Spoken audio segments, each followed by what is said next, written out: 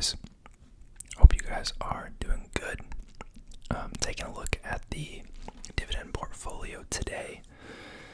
A little bit of an update. Made a couple of sales. And I'll talk about that in a minute. But traditional disclaimer before I get started that none of this is financial advice, legal advice, or tax advice. I'm not a professional in any of those categories, so take everything I say with a grain of salt. This is just for entertainment purposes. Consult a professional and do your own research before investing.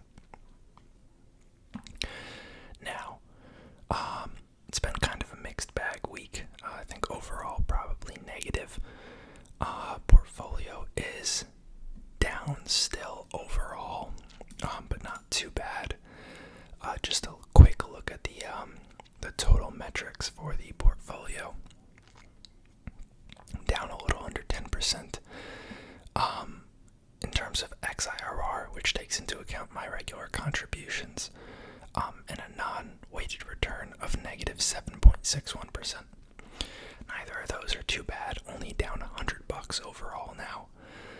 Portfolio is sitting at $1,238, and I've invested a total of $1,340, so definitely coming back up.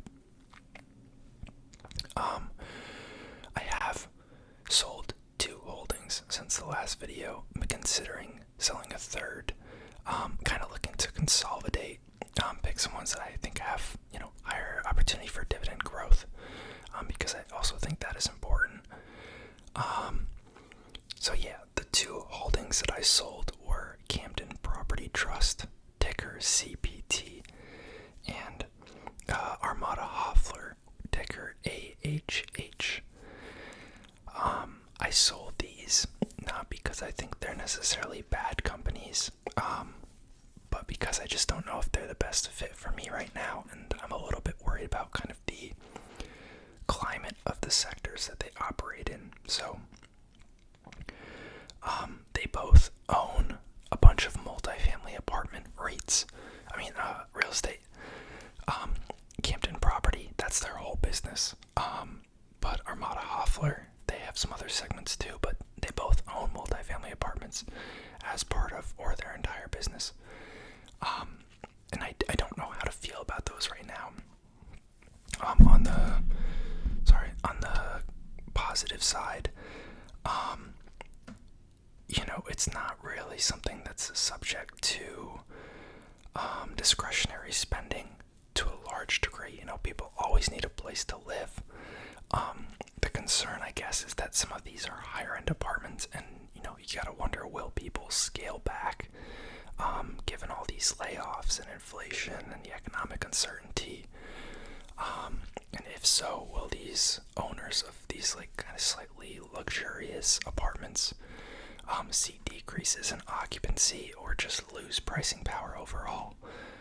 Because that's one of the benefits that they had for a while, is that because they had such short lease lengths, typically 1 year, they were able to roll them over and increase rents pretty frequently. But I think we're kind of on the other side of that now, and I'm not really sure how it's going to perform going forward in the short term. So for that reason, I decided to sell it and put money into some things that I think I have a little bit more confidence in overall. And then Armada Hoffler also owns a bunch of office real estate. And I've spoken at length about this before. I'm even more pessimistic about that sector, and it's not really something I'm interested in.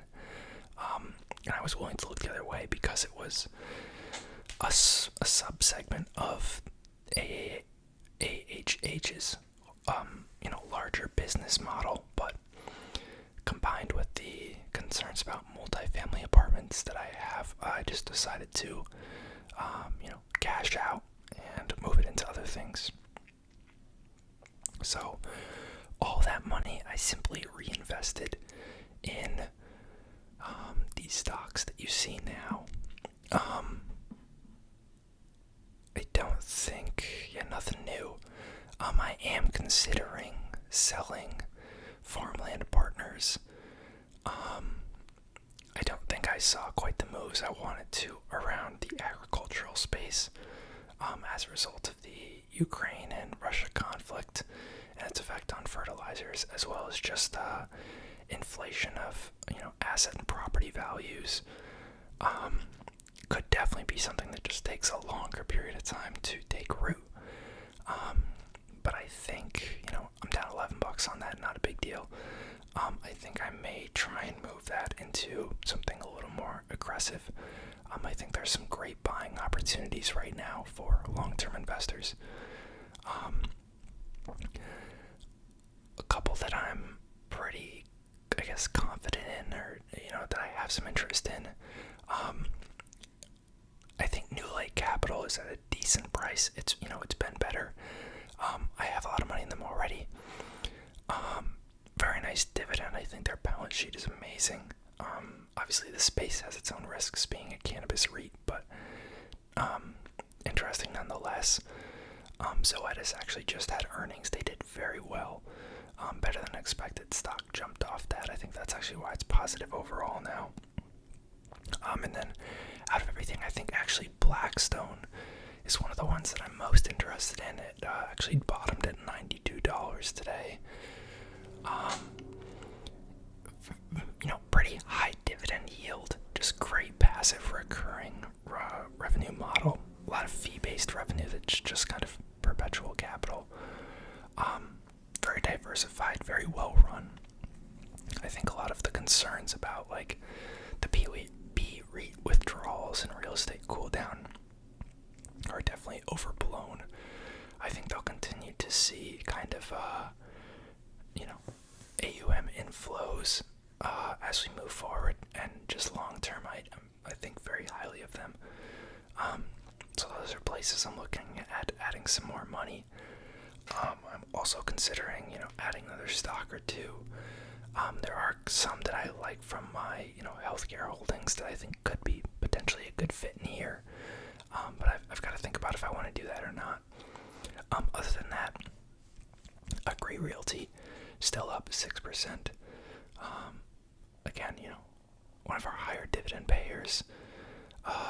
Getty Realty, one of the newer acquisitions, REIT focused around mostly gas stations, but they also have some car washes and auto repair shops.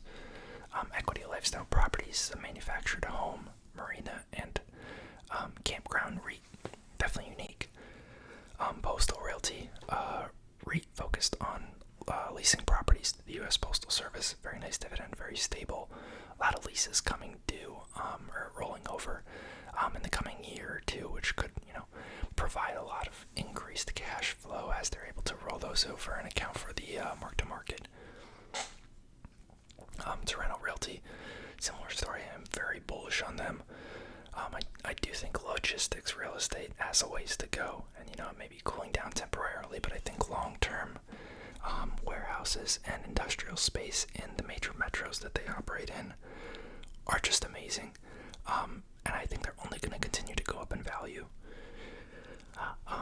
Then we have American Tower, cell tower and data center REIT here. A lot of international growth potential there. Pretty diversified business. They own over 200,000 towers.